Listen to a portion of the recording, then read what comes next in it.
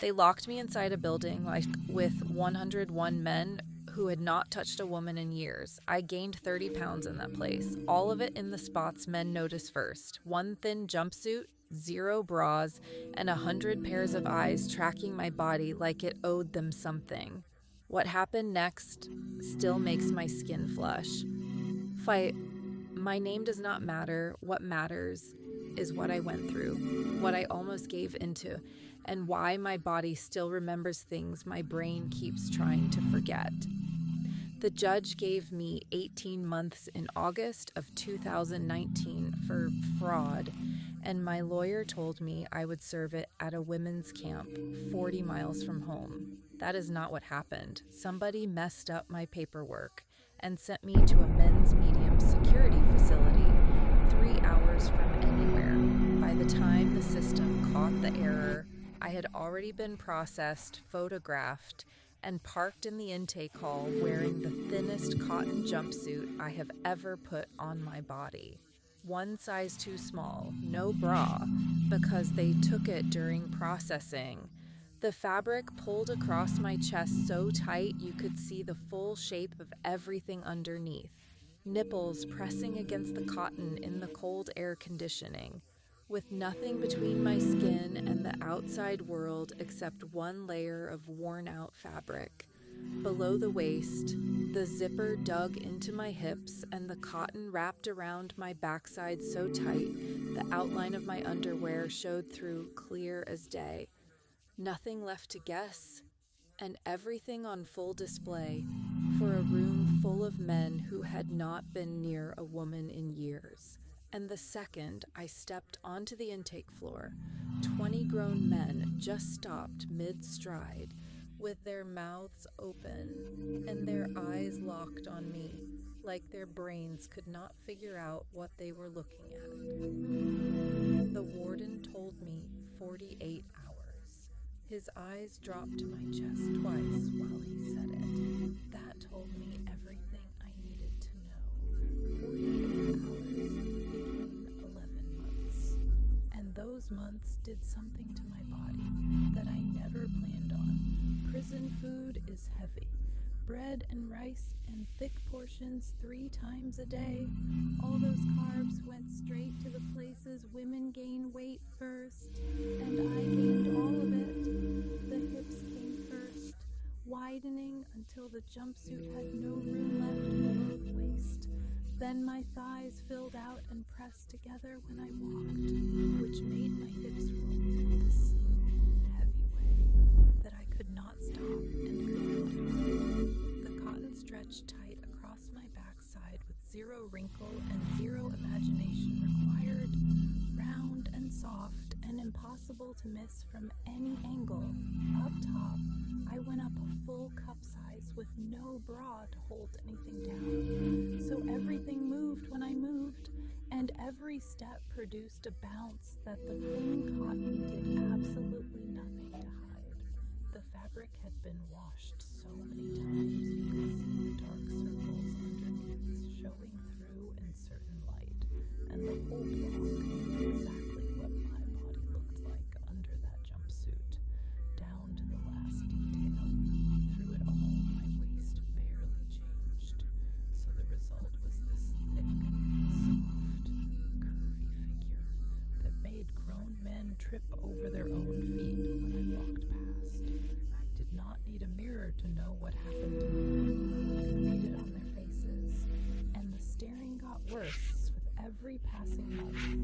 The first night on the tier, Block C went completely quiet when I walked in. The man doing pull-ups just froze with his arms locked, jaw dropped, staring at me like I was something his brain could not process. 100 sets of eyes started at my feet and crawled up my body at the same time. Those stares stopped at my thighs where the fabric squeezed tight, lingered on my hips, and stayed way too long on my chest, which bounced with every step because nothing was holding anything in place. When those eyes finally reached my face, what I saw looking back at me made the hair on my neck stand up. Not anger or hostility, but deep, real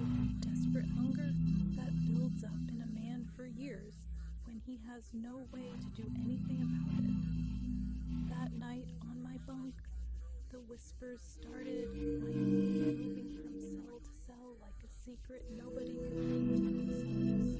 And underneath the whispers, other sounds came through the walls, bunks creaking, and sheets rustling, and breathing that started quiet, and not nothing but men in the dark, alone, with me stuck in their heads, doing the only thing they could. I lay there listening, with my face hot and my pulse going in places it had no business going, and that feeling, that awareness that I was the center of all of it, that never went away, not for 11 months, but the staring turned out to be just the beginning, because these men made wanting me into a full-time job. The weight bench facing my hallway became the most popular spot in the building, so they could watch me walk past. Shirtless flexing in the common area tripled at the exact times I walked through, and the food line became an excuse to get close enough to smell whatever soap I had. That is when a guard pulled me aside in week 3 and told me something I still think about. The commissary ran completely out of Viagra for the first time in the building's history. Those little blue pills became the hottest item on the block, not because anything could actually happen, but because wanting me had gotten so deep into these men that they needed to feel something behind those locked doors at night. When the pills ran out, guys traded food and phone minutes for one single tablet. My body had created an entire underground economy built on nothing but wanting. And when I found that out, I felt 2 things at once: guilt right on top, and something else, something warm and dark that I did not want to look at too closely. That darker feeling got stronger once I noticed Ghost, 9 years in that place, never said a word to me. He just showed up in doorways and watched me with these heavy, dark eyes, like a man staring at something beautiful through a window he knows will never open. Every morning he watched me stretch, with my back arched and my chest pushing forward against the cotton. Every afternoon, his eyes followed my hips on the walk to the showers, thighs brushing together, backside shifting side to side under that tight fabric. Ghost memorized every inch of how my body moved, and every night behind his cell door, he replayed the whole thing from memory, with the lights out and his hands keeping time. But Ghost was silent, and Rico was the complete opposite. Rico changed my nights in that place, permanently. The kind of smile that tells you this man has talked women into bad decisions before, and enjoyed every minute of it. Every morning the word beautiful came off his lips in a way that made it sound like the word was already taking my clothes off before it reached my ears. He said things out loud that other men only thought. The way my chest pressed together when I folded my arms and pushed against the zipper.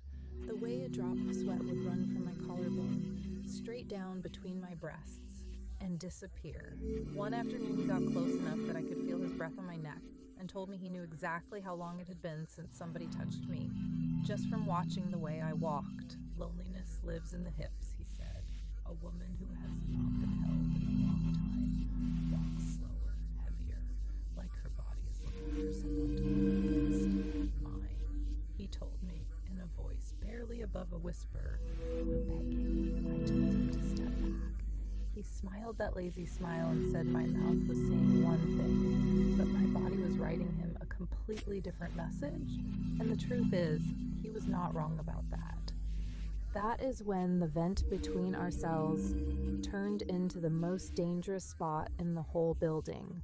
An air grate, 8 inches wide, right at mattress level. Every night after lights out, Rico's voice came through that metal grate and straight into my bed.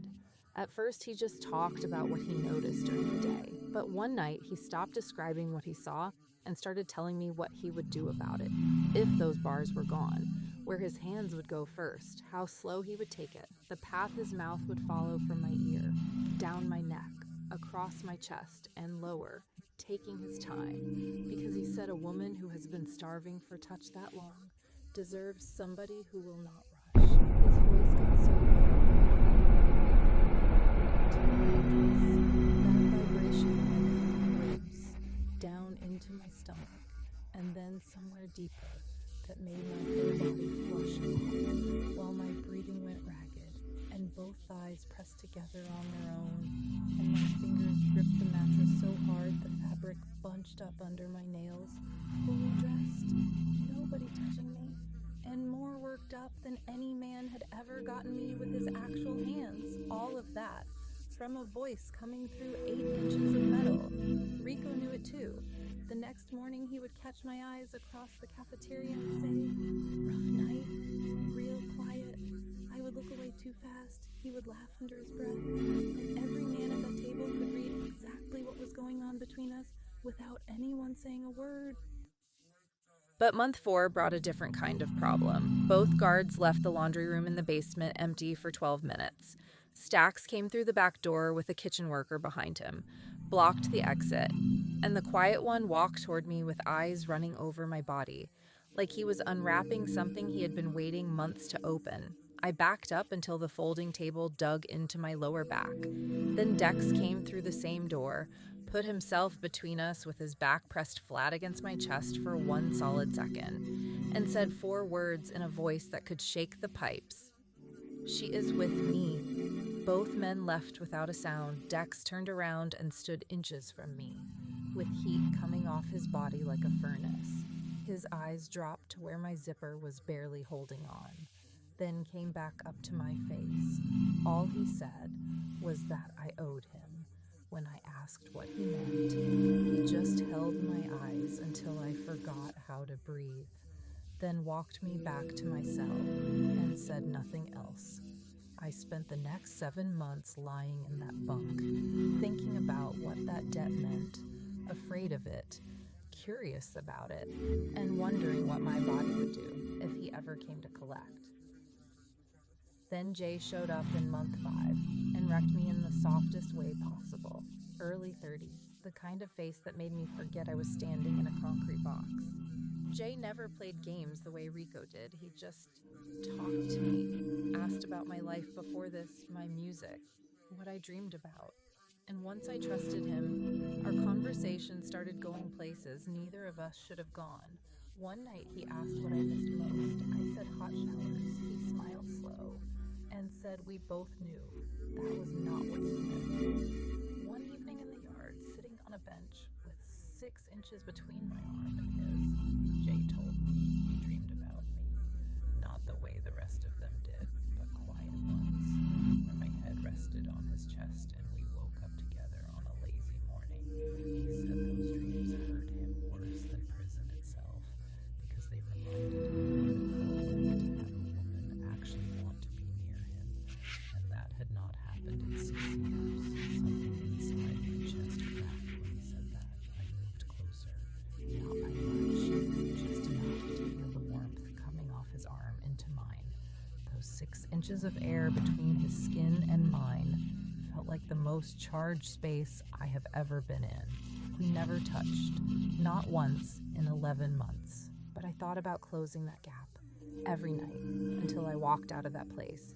And every night pulled me further into a fight I was losing, with Rico whispering through the vent, Jay radiating warmth on the bench, Ghost watching from every doorway, Dex carrying his unpaid debt, and Viagra vanishing from the commissary like it had never existed. Some nights, I just stopped fighting it. I let my eyes close and let Rico's voice come through the grate like warm water, filling up every empty cold space that months of being alone had dug out of me. My back came off the mattress, my breath caught, and a voice 8 inches away took me apart more completely than any man ever had with his hands. I carried shame about that, and a thrill about that, in equal measure, and at some point I stopped trying to separate the two. Then came the night in month 6 that broke me in a way that none of the wanting ever did. The cell next to mine went quiet, and then I heard crying. A 23-year-old named Marcus, who missed his girlfriend and missed the weight of somebody next to him in the dark. I put my palm palm flat against the cold wall. A second later, his palm hit the other side. We stayed like that for 10 minutes, without saying a word, two people pressing against concrete, because that was the closest either of us could get to being touched by another human being. That moment hit harder than everything else put together, because it had nothing to do with wanting someone.